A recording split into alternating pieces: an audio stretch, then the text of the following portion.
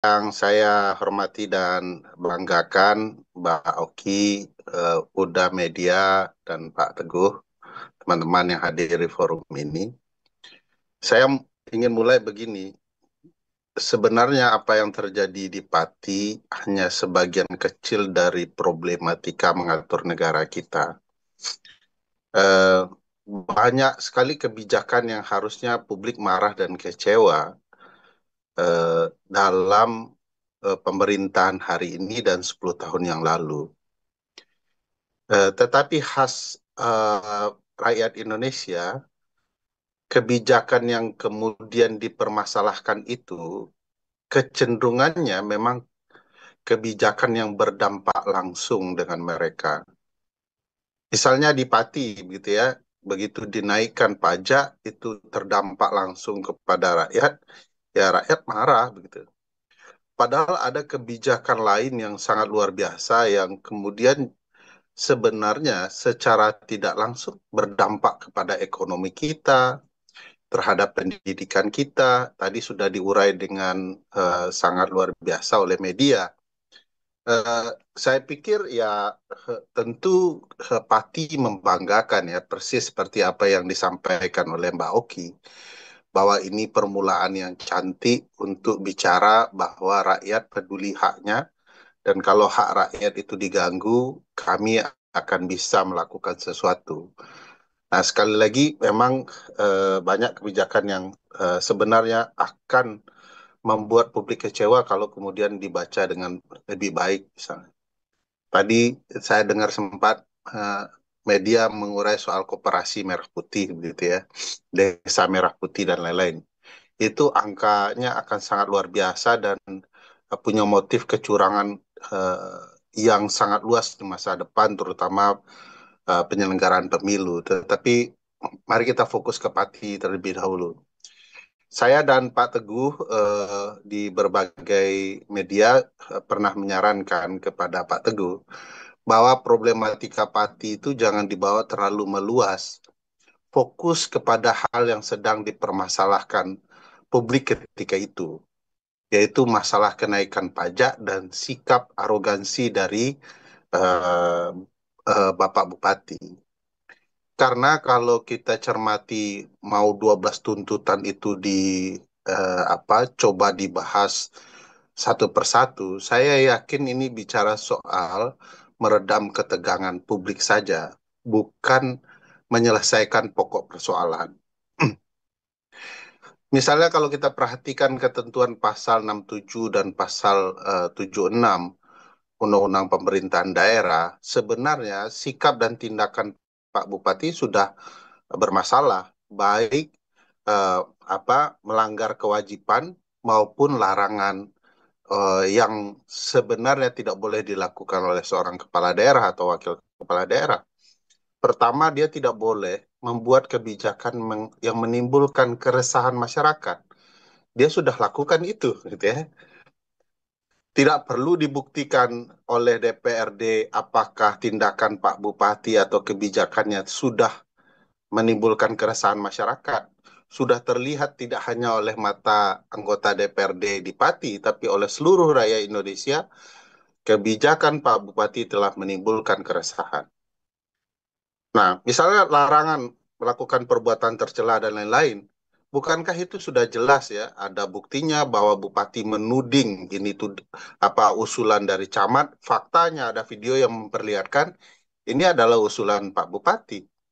Jadi kenapa harus repot membahas 12 permintaan publik, mau dibuktikan satu persatu, sementara yang terlihat nyata-nyata sudah bisa dihukum, gitu ya. Jadi bagi saya problematikanya akan sangat panjang kalau kita melihat apa yang sedang dikerjakan oleh DPRD Pati. Jadi saya sarankan berapa kali ke Pak Teguh, mari fokus. Nah, hal yang sama yang saya dengar berulang-ulang, kami harus fair untuk mendengarkan berbagai pihak, itu sebenarnya adalah pernyataan yang tidak fair bagi saya. Bagi saya, yang paling fair adalah melihat situasi ketika kemudian Bupati berhadap-hadapan dengan rakyat. Bukankah dengan arogannya Pak Bupati pernah berkata, jangankan ya 5.000 orang, 50.000 orang saya hadapi.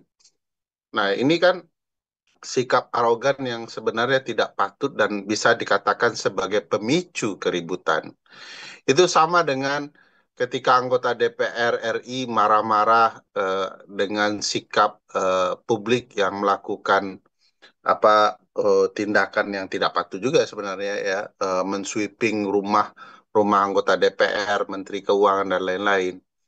Lalu dipermasalahkan publik yang bertindak kasar dan segala macam. Yang saya yakin itu bukan masa aksi demo ya.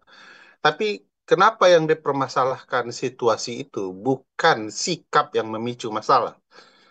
Padahal sikap yang memicu masalah itu yang harusnya dihukum karena Anda yang melakukan tindakan yang tidak patut sehingga publik ribut dan kita semua dirugikan gitu ya. Nah, persis dengan apa yang dilakukan oleh Bupati Pati ya.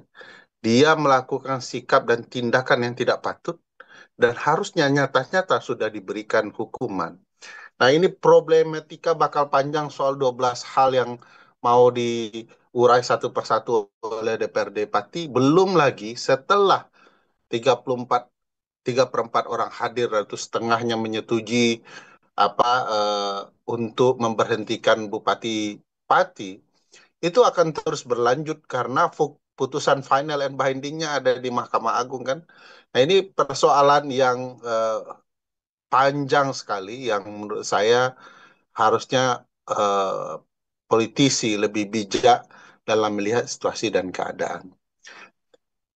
Di poin yang lain, saya ingin mengatakan bahwa sebenarnya tentu sebagai sesuatu kekuatan publik ya, kesadaran di Pati itu membangun kesadaran orang-orang lain bahwa kalau publik peduli ya dengan berbagai kebijakan negara, maka sebenarnya buktikan agar segala kebijakan itu berdasarkan kepentingan publik.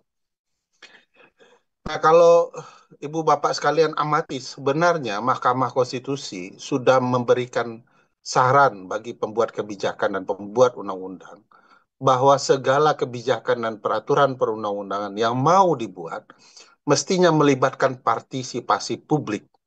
Tidak sekedar partisipasi publik yang biasa, tapi yang bermakna. Bagaimana menafsirkan bermakna itu? Ya memang ini sangat bergantung kepada pembuat kebijakan dan lembaga representatif publik.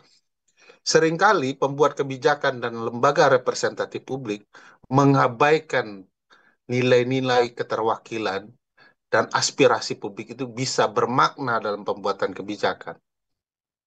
Cukup satu dua orang lalu kemudian dianggap itu sudah menampung aspirasi gitu ya.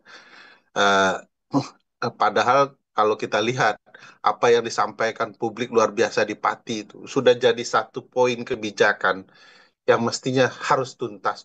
Wong banyak publik turun ke jalan, tidak ada publik yang membantah apa gerakan di Pati itu sebagai sesuatu yang tidak diinginkan publik gitu ya.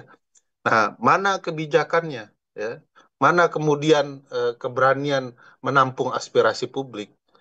Eh, Kalau saya melihat bahwa ketika menghentikan kenaikan pajak hanya untuk meredam massa, itu kan problematika kita, para pembuat kebijakan ya, melihat bahwa publik itu bisa dibujuk rayu sedemikian rupa.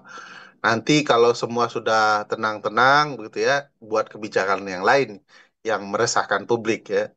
Nah, apalagi kalau pendemonya sudah bisa dikendalikan dengan mendekati orang-orang atau figur-figur tertentu yang pada dasarnya bukanlah representasi publik. Mereka hanya menyuarakan suara publik, lalu kemudian publik mengikuti mereka, dan setelah terjadi bargaining antara mereka dengan pembuat kebijakan, pada dasarnya itu sama sekali tidak mewakili suara publik bahwa eh, pembelotan itu adalah bagian dari kehendak publik. Nah, ini sekali lagi soal partisipasi bermakna ini kita belajar dari Pati dan bagaimana publik bergerak dan memastikan agar kehendak rakyat betul-betul didengarkan itu sesuatu yang sangat menarik. Kita tidak pernah atau sudah lama tidak melihat bagaimana orang bekerja sama berduyun-duyun ya untuk kemudian membantu masa aksi, menyumbang sesuatu yang mereka bisa agar aksi bisa berjalan dengan baik. Saya ingat tahun 60-an ketika kelompok Suogi dan lain-lain turun aksi begitu ya. Publik ikut menyumbang minuman dan lain-lain. Itu cara yang indah menurut saya untuk menjelaskan bahwa kita punya tradisi berdemokrasi, menyalurkan aspirasi dengan cara-cara yang baik dan indah pula. Nah, sayang ya setelah keributan di Pati lalu disulut dengan peristiwa Afan dan lain-lain dan segala macam, kita tidak melihat ada perubahan sikap para politisi kita. Ini buruknya politisi kita. Politisi kita itu tidak melihat hikmahnya, ya, tapi kemudian berupaya ya dengan sembunyi-sembunyi ya menjauhkan ketegangan dengan berbagai cara. Emang ada yang berubah sikap di DPRD, pembuat kebijakan, kepala daerah karena Pati atau demo kemarin, apakah kita bisa merasakan sikap-sikap yang berubah setelah demo? Yang terjadi kan sebaliknya. Ketika meriah demo, marak demo begitu ya, anggota DPR RI itu minta maaf semua, luar biasa minta maafnya. Kayak orang yang mau mati besok pagi gitu ya, begitu tulus kesannya. Tapi setelah beberapa hari terjadilah pelaporan oleh anggota DPR kepada masyarakat, mencoba membela dirinya, mencoba mencari pelaku yang bersalah dan segala macamnya. Ini tabiat asli politisi kita. Oleh karena itu, bagaimana mereka, sebenarnya nggak hanya kita, pasti seluruh politisi begitu ya, tapi bagaimana kita bisa membuat mereka betul-betul menjalankan kehendak kita, itu yang paling penting. Salah satu gagasan di Pusat Studi Konstitusi dari dulu adalah memastikan ada recall by the people. Rakyat berhak merecall anggota DPRD atau DPR-nya yang tidak menjalankan kehendak publik. Kalau tidak, bagi saya, ya mereka akan jauh lebih takut kepada ketua partai daripada rakyat itu sendiri. Bahkan kalau pakai konsep demokrasi California ya, Californian demokrasi ya, jangankan anggota DPR, parlemen, eksekutif pun bisa diberhentikan di tengah jalan, bisa dipecat oleh publik. Bagi saya, hal-hal seperti itu menarik untuk menjaga agar relasi publik dan orang yang mereka pilih bisa terus terjadi. Jadi tidak harus dipatikan dulu ya, jadi besar-besaran seperti pati baru ada nuansa jera gitu ya. Harus ada mekanisme yang juga demokratis ya, yang juga lebih sederhana tanpa harus membuang tenaga publik yang kemudian orang bisa merecall sedemikian rupa pembuat kebijakannya. Nah, ini target jangka panjang yang perlu dipikirkan baik-baik ya. Apa tentu tidak akan selesai hanya oleh Masjid UGM, tetapi bagi saya Masjid UGM sudah mengingatkan satu momen yang hampir saja terlewat demikian saja. Pati itu lama-lama bisa hilang loh kalau kalau kemudian tidak diingatkan bahwa ini isu penting yang harus terus dijalankan dan dilanjutkan agar pembuat kebijakan yang sewenang-wenang bisa diberhentikan. Kalau ketentuan undang-undangnya sudah ada, kenapa kemudian rumit sekali untuk memberhentikan orang yang kemudian katakanlah mengecewakan publik banyak. Sebagai pembelajaran penting tidak hanya bagi Pati, tapi bagi seluruh kepala daerah, mestinya Pati harus berhasil menghentikan keberlanjutan masa jabatan Bupati ini. Saya pikir itu dulu. Terima kasih. Assalamualaikum warahmatullahi wabarakatuh. Waalaikumsalam warahmatullahi wabarakatuh.